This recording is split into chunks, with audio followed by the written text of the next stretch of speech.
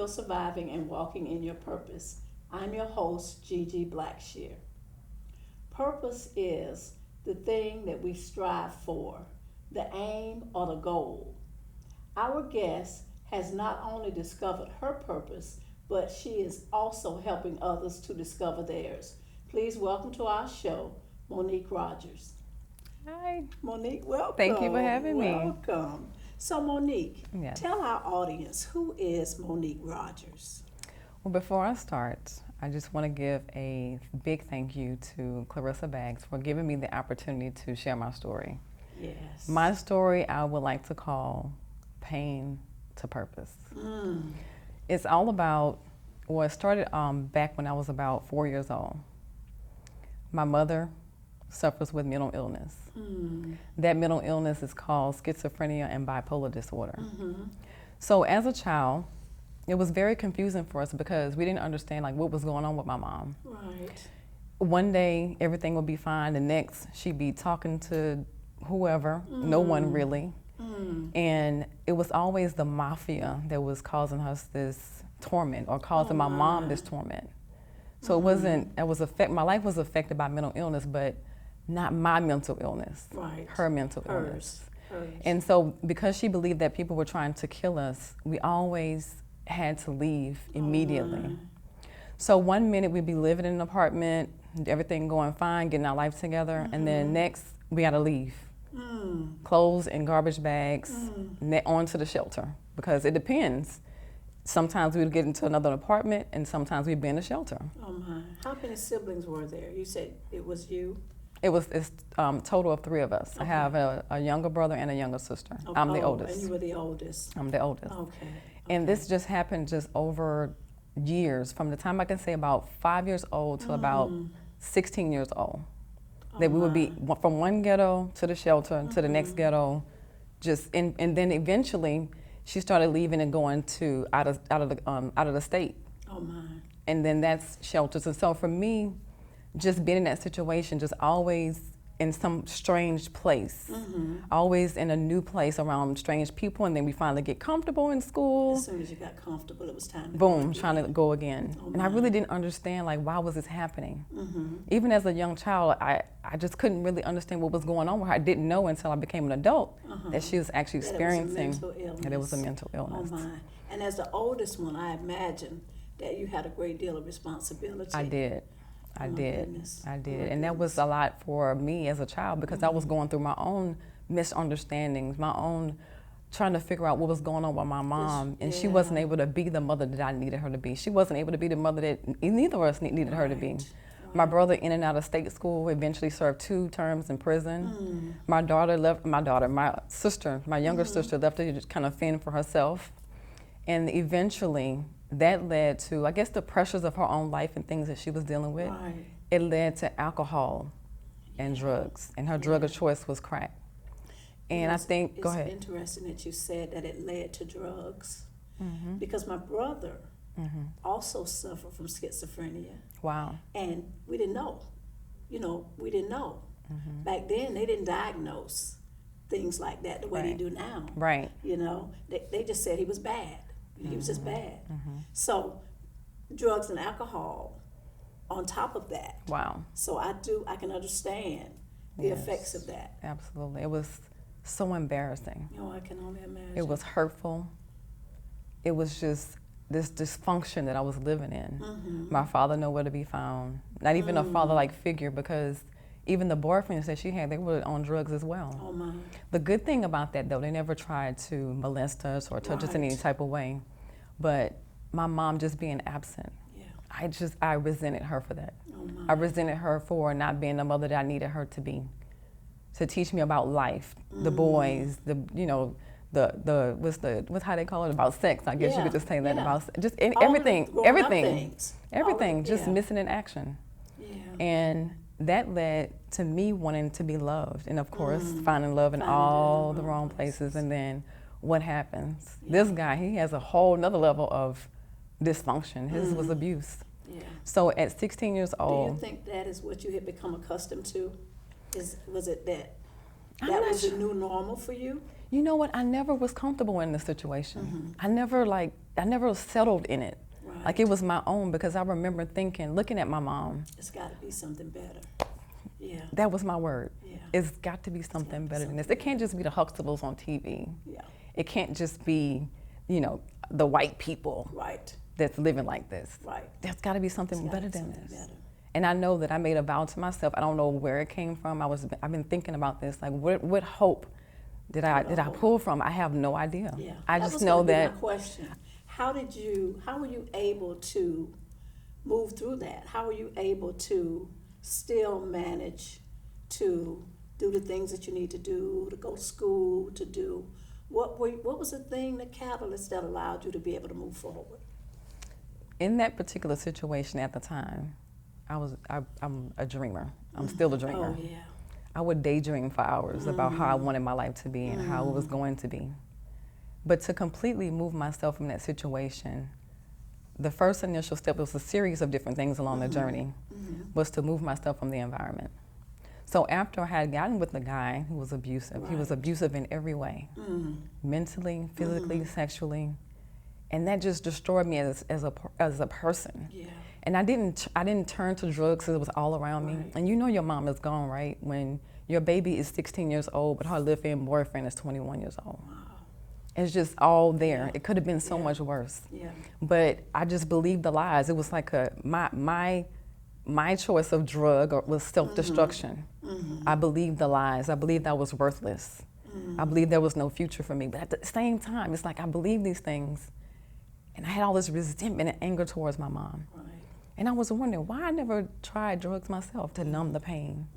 Because I hated what it did to my mother. You I saw hated what it it. had done to her. I hated the way she looked. Yeah. I hated the way she smelled. I hated the way she treated us. Yeah. And I vowed to never be that type of mother. You know, it's amazing that was the direction that you chose. Because lots of other people, you know, they follow in the exact same path. Right. Because it becomes their normal. They think that that's just the way it is, and, you know.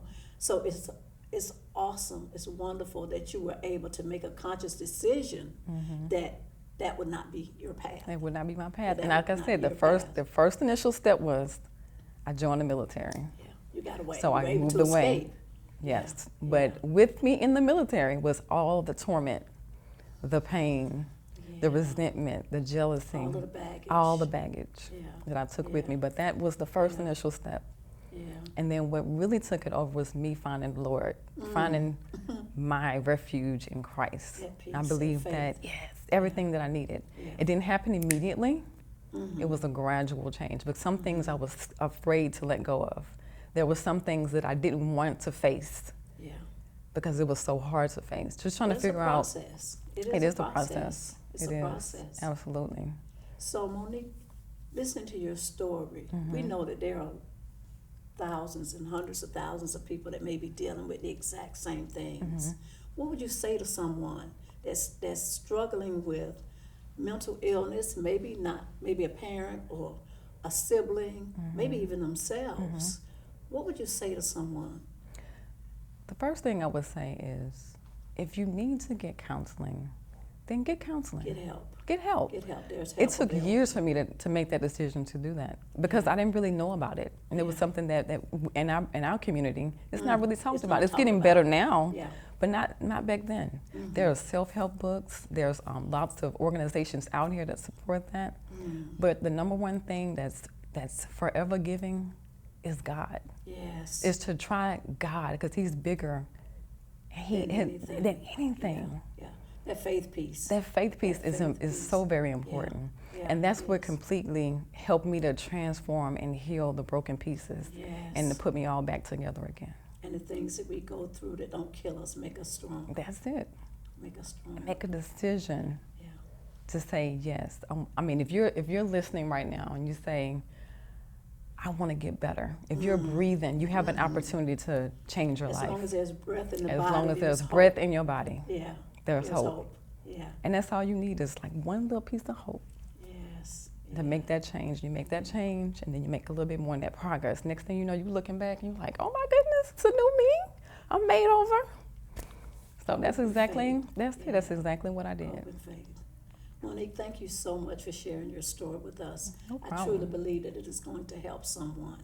Absolutely. I really, really hope so. Yeah. Because I know that now is a good time. It's never a bad time to save somebody. To share your story, to be able to help someone else. Exactly. Divine timing. Yes, it is. We're going to be back to hear more from Monique in just a moment. You've been hearing a lot about Everest lately, but you probably haven't heard this. We're now not-for-profit, which means we're driven by a different set of numbers. We're driven by the number of skills learned, the number of resumes written, spell-checked, and sent, the number of interviews, of doors opened, and happy phone calls received, and the number of places you can go from here. At Everest, our priority is making sure our graduates leave with the skills and confidence they need to launch their careers. Begin your future at everest.edu.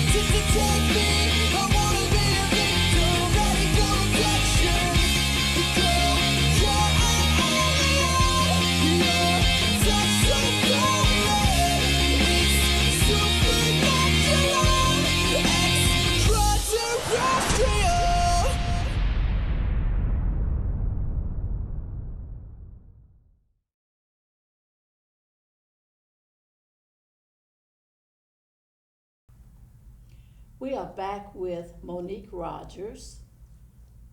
Monique, tell us, what's next? What do you have coming up? What do I have coming up? Well, in the beginning of the story, I tell you about a lot of different things that I had experienced. Mm-hmm. And through it all, I was able to found an organization or begin an organization called Metamorphosis Women's Encounter. Metamorphosis Women's Encounter is an organization really geared towards women to empower them mind, body, and spirit. I love the We name. like to, yes, this metamorphosis, transformation. Yes, yes. You think about the little caterpillar and then how it just flourishes and metamorphosizes into a beautiful butterfly. And that's how I see myself. And I want to also inspire other women to develop that transformation as well and to embrace their authentic self. Yes. Because I know that for me, it really helps my marriage and my relationships. Metamorphosis, we host so many different workshops. We've hosted some in the past. We have some coming up soon. We'll have that on our website, which is www.mweinc.org. And we'll have all of our information there. You can read more about Metamorphosis and other things that we've done in the past. Is it open to anyone? Yeah, well, women. Yeah. It's geared towards women. However, we are looking to kind of venture out in teen girls, maybe like 13 to 18. Oh, that is awesome. To kind of That get is them while they're awesome. early. Yes, yes. Before they get into, all the different things that the world has out there. Well, they're going to be into it anyway, but, just to give them some positive reinforcement. Oh, that is wonderful. Yes. That is wonderful. And so needed. Yes. So needed, because if you can get them when they're at that impressionable age, Right. At 13, and lots of times, you experience a whole lot by Yes. the time you got to 13. Yes. But to have someone to say, Yes. I care about you. Yes, because I feel like if I had that, my life would have been so much different. would have been However, I do understand why I went through what I went through. Yes. For this very moment right For this here. moment. Yes. And that's what it's about. When you think about all the things that you went through and all of the things that you had to deal with, I believe, and this is the world according to Gigi, but I believe that everything that we go through, God uses those things in order that we can be a blessing to somebody someone else. Yes. So he doesn't cause those things to happen, Right. but for whatever reason he allowed it. He allowed it. But he uses all It's of for those a things bigger for a bigger purpose. Yes. When you think about the patriarchs in the Bible, all of the things that they went through. Right. They went through those things in order that they could be in position to be used by God. And I believe that that is what he is doing with metamorphosis. Metamorphosis. Yes. So thank you so much for sharing your story with us. Tell us again how we can get in touch with you, how the audience can get in touch with you. Again, I am Monique Rogers. I am also on Facebook. My Facebook account is facebook.com/MWE Group. We're on Instagram at MWEINCWE. And we're also, again, the website is www.mweinc.org. Monique, thank you so much for sharing your story with our audience. We know that it is going to be a blessing to someone. Yes. And we look forward to hearing more from Monique Rogers and Metamorphosis. Thank you. Thank you again. Next, we're going to hear from Dr. Mia Wilson with some additional resources. I'm Gigi Blackshear, founder of Conscious Choice Coaching. Dr. Wayne Dyer said our lives are the sum total of the choices that we've made. So if you are unhappy with your life, if you need to make some changes, let Conscious Choice Coaching equip you with the tools you need to make better choices for your life. We offer individual counseling, we offer group coaching, as well as additional educational resources. You can reach us at consciouschoicecoaching.com or by calling 904-239-2320. Hi, are you looking for quality-based services? Quality-based community services, what does that mean? Benefit support, housing assistance, food assistance, clothing, and a host of other human services that are out there in the community. Well, at Daniel's Quality Care Services, we provide those same quality care services, but we do it differently. We do it with quality. And if you are in need of any of those services, give us a call at 904-619-2153. We are back with Dr. Mia Wilson. Dr. Wilson, welcome back to our show. Oh, thank you. Dr. Wilson, after listening to Monique's story of dealing with mental illness, now, you know, in her story, her mother suffered from schizophrenia. And I know that that must have been very traumatic for her as a child, growing up with that. Mm-hmm. Is there some kind of resources that you could offer to someone that may be dealing with the same thing? A child having to deal with their parents' illness, or just someone dealing with schizophrenia in general?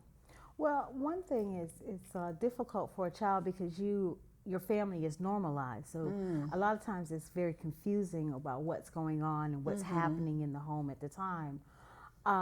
If other family members can recognize it and just kind of corral that child, and again, as a family, to say, well, let's go and seek some services to kind of know what we're dealing with. Because for a child, they may not necessarily recognize it. They may know something is not right, but not necessarily can pinpoint what that is.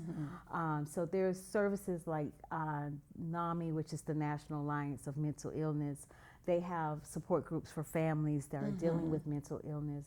There's great books, living with someone who, with schizophrenia, or living with someone who has bipolar. That is excellent to be able to sit down and just kind of get a better understanding, sometimes maybe of the disease itself. Of the disease itself, and what are your, and so that they know how to better be take care not only the family members and the children in the family, but also how to be able to deal with the member that has mental illness.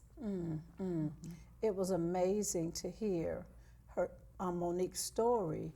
And I'm really glad, so happy that she was able to survive and to be able to use those things that she went through and then turn those things around and then be able to turn that into something that can help someone else. Right. So it's really powerful that even though you go through bad circumstances and situations, you can still turn those circumstances and situations around. Right. And it's good to know that there are resources out there for people that are dealing with mental illness.